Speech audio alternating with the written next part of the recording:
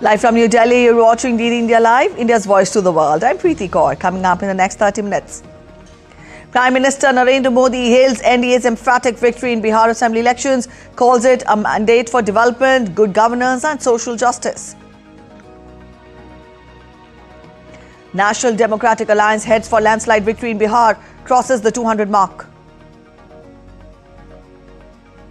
U.S. State Department approves a possible foreign military sale to Taiwan of fighter jet spare and repair parts for $330 million.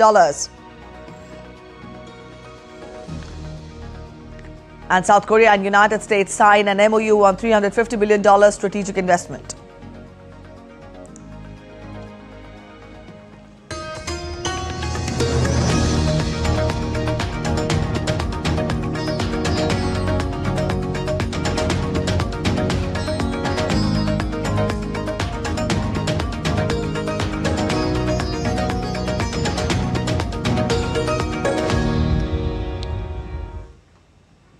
The National Democratic Alliance heads for a commanding and decisive victory in the Bihar state elections, with latest counting trends placing the coalition in a remarkably strong position. NDA is leading over 200 seats out of the 243 seats assembly in the state. BJP is leading above 90 seats, while its alliance partner JDU is leading above 80 constituencies. Trends reflect NDA alliance's strong organizational presence and coordinated campaign strategy. Adding further weight to the NDA's tally, Chirag Paswan's LJP has taken the lead in 19 seats, while Jitan Ram Manjhi's Hindustani Awami Morcha is ahead in 4 seats. While opposition's Grand Alliance, also called Mahagathbandhan, is merely leading on more than 30 seats. Rashtriya Janata Dal leader and former Bihar Deputy Chief Minister Tejasvi Yadav leads at Raghopur constituency. Prime Minister Narendra Modi has hailed Bihar's victory, calling it the victory of good governance, development, victory of the spirit of public welfare and social justice. Prime Minister also expressed his gratitude to the family members of Bihar who led NDA to this historic and unprecedented victory in the assembly elections. Prime Minister assured that this resounding public mandate will empower the government to serve the people and work with new resolve for Bihar. Prime Minister also expressed gratitude to each worker of the NDA who has worked tirelessly for this thumping win. Prime Minister also said that the government will ensure that youth power and women power get ample opportunities for a prosperous life. Bihar Chief Minister Nitish Kumar also hailed the victory. He expressed his heartfelt gratitude to the people of Bihar for expressing their confidence in the government by giving a major majority. He also thanked Prime Minister Narendra Modi for his support. He stated that Bihar will progress even further. Bihar's top leadership arrived at the party headquarters ahead of Prime Minister Narendra Modi's address. Union Minister and BJP National President JP Nadda is addressing the gathering. Upon his arrival at the headquarters, he greeted party workers and leaders. Union Home Minister Amit Shah also reached the BJP headquarters to join Prime Minister Narendra Modi as the party is poised to register a landslide victory. Defence Minister Rajnath Singh likewise greeted party workers and leaders as he arrived at the party headquarters.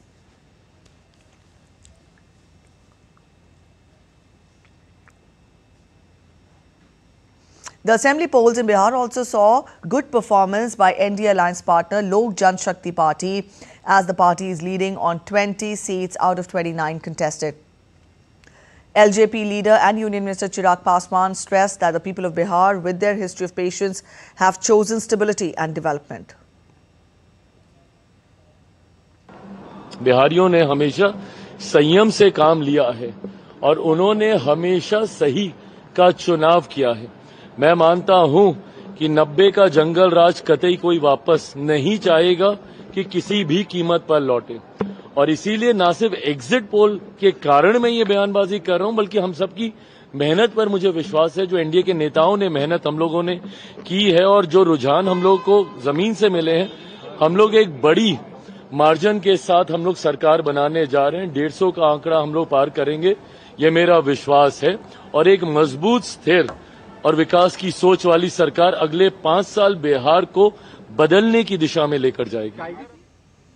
The National Democratic Alliance appears to be heading towards a thumping victory, and the Union Minister Lalan Singh said that public has put a stamp on development, and under the leadership of Nitish Kumar, the public has given them a huge mandate. कहीं नहीं नजर आएंगे चुनाव, लेकिन चुनाव था और बिहार की जनता ने विकास पर वोट दिया है। विकास सबसे बड़ा मुद्दा था और बिहार की जनता ने फिर से विकास पर मुहर लगाया है और 5 साल आगे विकास को बढ़ाने का मुहर लगाया। पूरे पटना में मुख्यमंत्री को लेकर के पोस्टर लगाया था, टाइगर अभी जिंदा है, क्या कहेंगे? कौन टाइगर? नीतीश कुमार को लेकर। तो टाइगर नीतीश कुमार है ही, आप रिजल्ट नहीं देख रहे हैं। ये रिजल्ट क्या बता रहा है? रिजल्ट ये बता रहा है कि नीतीश कुमार जी के नेतृत्व में ही एनडीए चुनाव लड़ रहा था और प्रचंड बहुमत नीतीश कुमार जी के नेतृत्व में उनके काम पर जनता ने मुहर लगाया। Also, Union Minister Jayant Chaudhary praised the people's decision for setting high standard governance under NDA. It's a historical mandate. The writing was on the wall, and I think people have voted. People of Bihar have stood by the track record, the governance, the standards, high standards that have been set by the state government, by the NDA partners, the kind of hard work that was put in the election campaign paid off.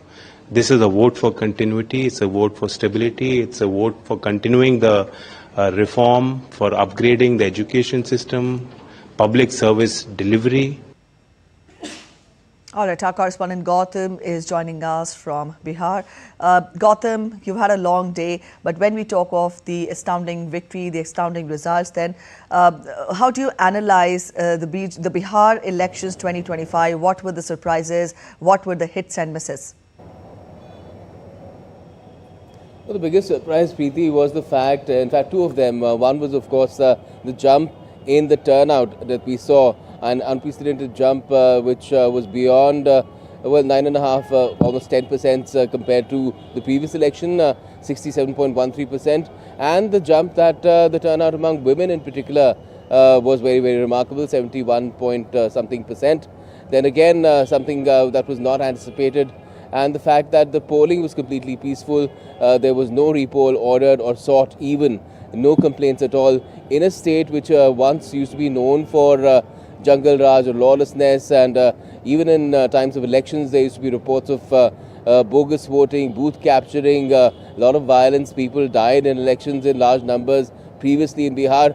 None of that happened this time around, and people wondered why have people turned out in such huge numbers, and the turnout has gone to such an extent, it's gone up to such an extent, and they were wondering if there's going to be a change, because 3 times when Bihar voted compared to the previous election when there was a jump of 5+%, the mandate had changed, the government had changed. But this time it was an affirmation of the ruling alliance, the leader Nitish Kumar as well, and an affirmation which beats all affirmation, it seems, because as you have told our viewers themselves, that out of 243, perhaps the alliance is getting more than 200 seats. Look at the BJP itself, 90 plus.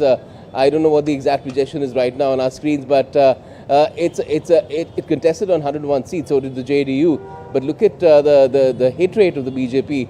If the BJP was a student, it's over 90%, and that is quite an amazing result. And that seems to have been ascribed to the kind of work that this government in Bihar has been doing, the kind of work the central government has also been doing, which has borne fruit for the people in Bihar.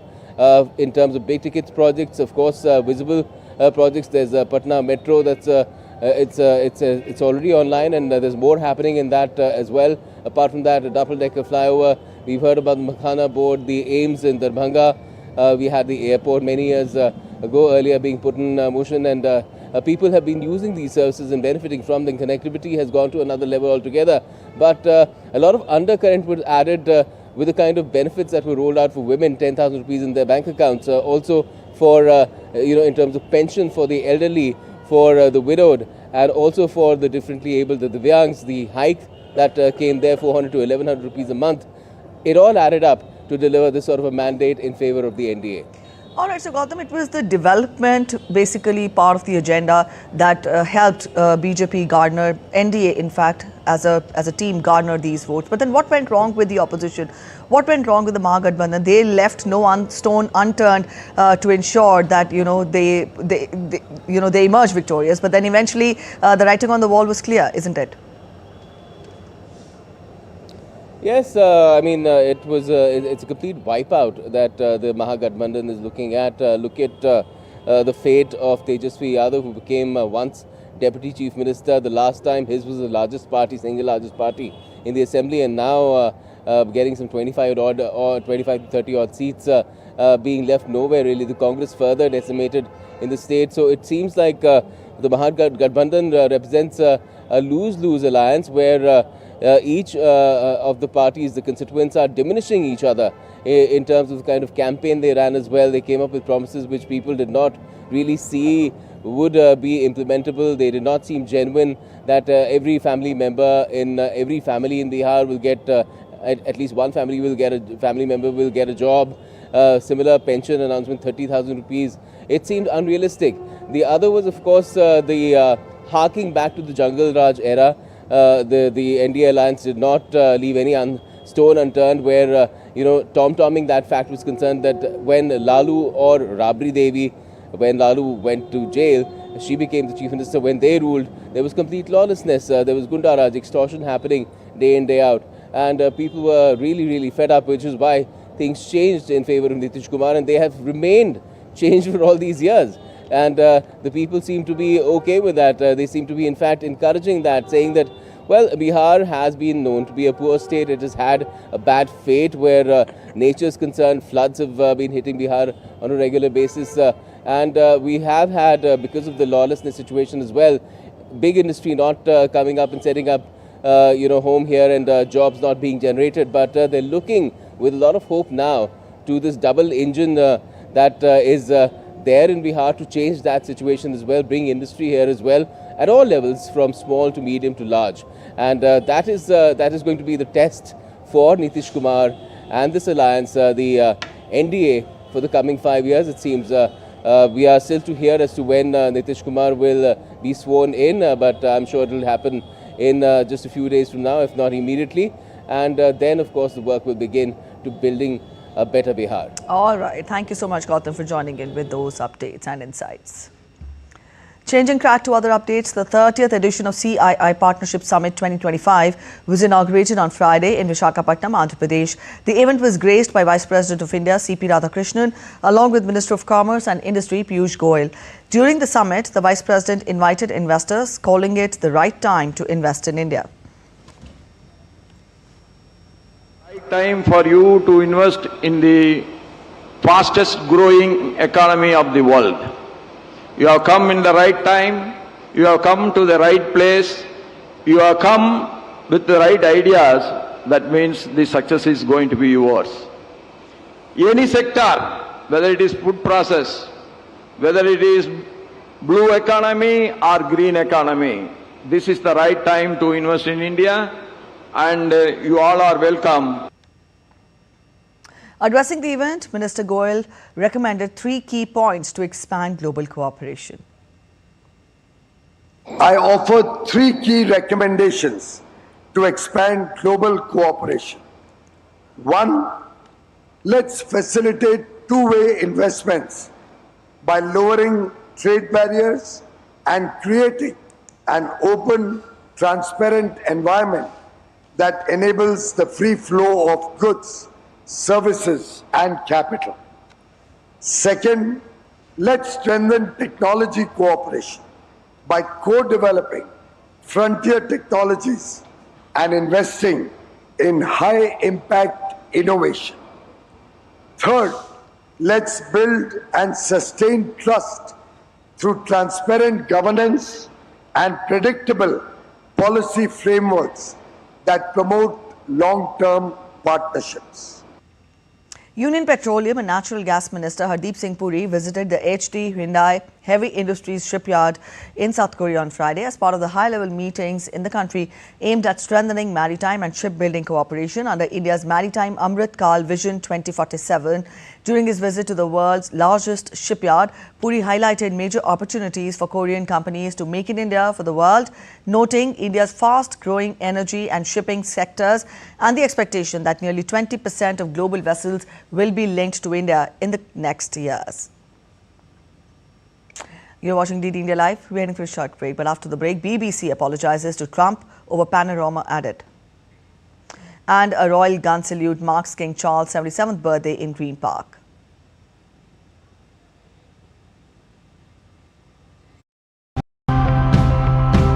When we stop seeing ourselves as separate from the world around us, caring for our planet becomes caring for our own existence. So today, let's meet people who are showing us even small steps can bring about lasting change. I left the teaching job, started protecting palm trees. I began creating awareness among children in schools and colleges why palm trees are important and why we should care about saving them. This habitat develops on its own inside the vortex pool. There's water moss on the walls and here on the bottom. The moss growth on the walls and bottom is proof that the water quality really is improving. Past, we didn't know what conservation was or how to preserve or protect the wildlife. Now, through this restoration site, we are trying our best to carry forward a legacy of protecting the environment.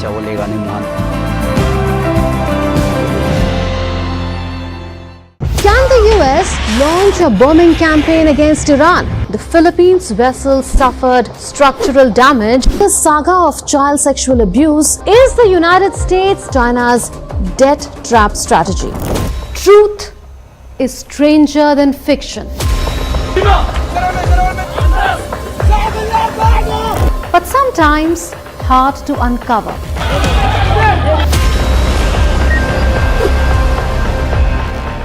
Trust us to tell the truth, unadulterated.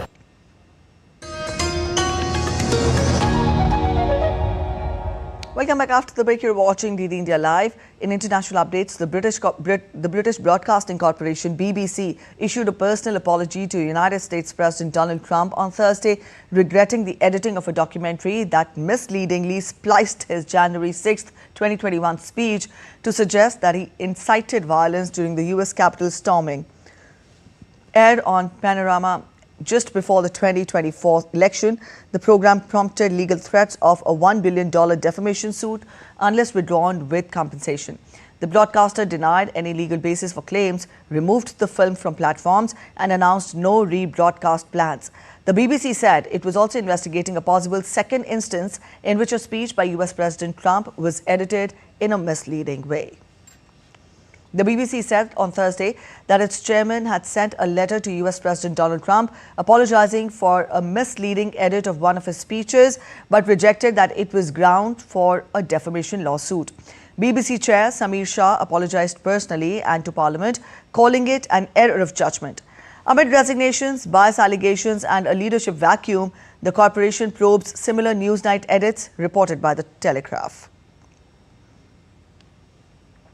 The U.S. has approved a potential $330 million sale of fighter jet spare and repair parts to Taiwan, the Pentagon announced. This marks the first such transaction under President Donald Trump. The deal aims to bolster Taiwan's operational readiness of F-16s, C-130s and other aircraft amid rising tensions with China, which claims Taiwan as its territory. South Korea will be building nuclear-powered submarines and will be forming a new partnership with the U.S. on shipbuilding, artificial intelligence and the nuclear industry, as confirmed by its president. The announcement follows Trump's recent meeting with Chinese President Xi Jinping in South Korea, where concerns in Taipei centered on possible compromises of Taiwan's interests during the trade talks. South Korea and the United States on Friday signed a memorandum of understanding to realize $350 billion in strategic investment in various industries in the U.S. South Korea's Industry Minister Kim Jong-kwon said that the two countries will complete the selection of the investment plans by January 2029.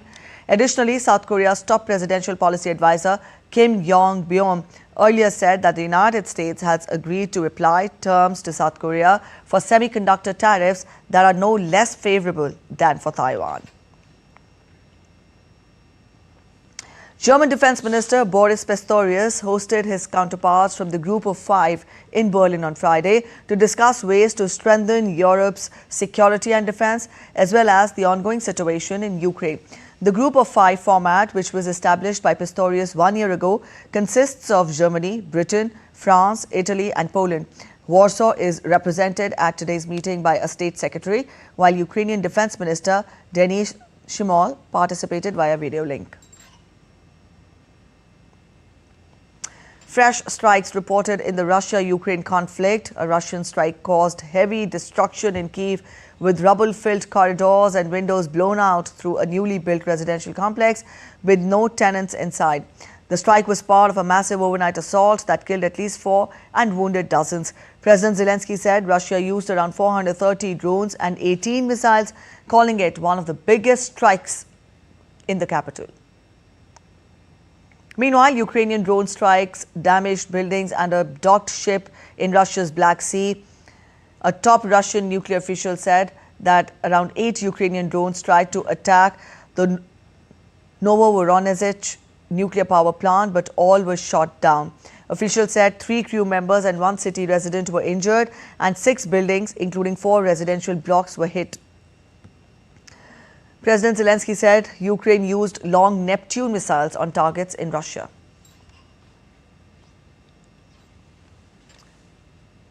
I'll look at other international updates making it to the headlines. Hollywood actor Gene Hackman's private art collection, which spans decades of his personal tastes, is now up for auction at Bonham's in New York. The collection includes Hackman's own artwork, film memorabilia and pieces by notable artists. The live auction, set for November 19th, offers a glimpse into the actor's creative life beyond the screen. Hanoi's Photo Hanoi 25 Biennial is showcasing exceptional global photography through 22 exhibitions and 29 events throughout November. Highlights include vertical landscapes, exploring nature and humanity in the digital age. International photographers offer unique perspectives on Vietnam's evolving journey, making this festival a visual feast for art lovers. Bad Bunny and Karol G dominated the 2025 Latin Grammy Awards on Thursday at the MGM Grand Garden Arena.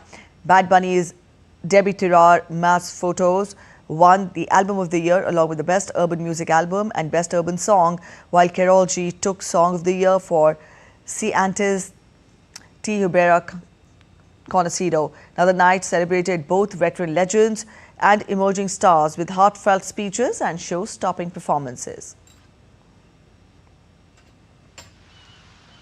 The King's Troop Royal Horse Artillery carried out a 41-gun salute on Friday to mark Britain's King Charles' 77th birthday in Green Park. Gun salutes are a traditional way of honouring royal occasions, and the 41 rounds typically indicate a royal salute in a royal park.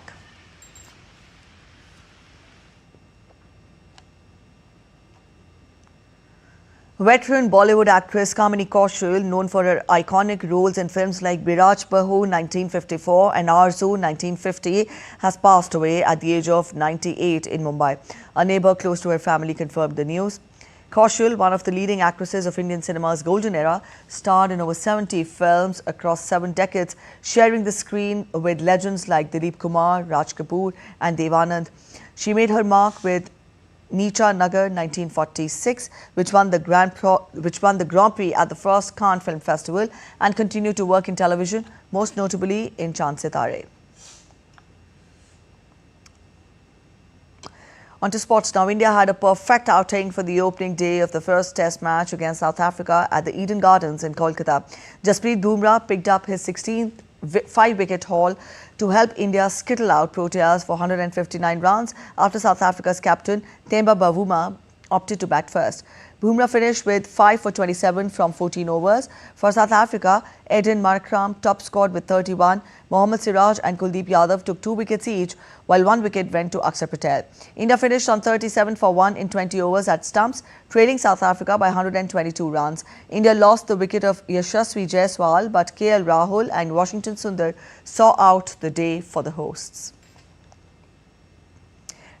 Paris Olympians B. Dheeraj and Ankita Bhakat became the first ever Indian male and female recurve archers to win individual titles at the Asian Archery Championships in Dhaka on Friday. Ankita stunned Korea's Paris Olympic medalist Nam Soo-hyun 7-3. Ankita had earlier knocked out her longtime senior teammate, former world number 1 Deepika, in the semi-finals. Dheeraj defeated compatriot Rahul 6-2 in the finals to win a gold. Indian contingent ended its campaign with 10 medals, 6 golds, 3 silvers and 1 bronze medal to top the standings. That's it in this edition of DD India Live, but let us know your thoughts on the news of the day. For those of you on the go, you can get all the latest news and updates from India and across the world on the DD India mobile app. Now, this app is available on both Android and iOS platforms, and you can download the respective QR codes. We'll be back with more news as it breaks here on DD India. I'm Preeti Kaur signing off, and from all of us here in Delhi, thanks for watching DD India Live.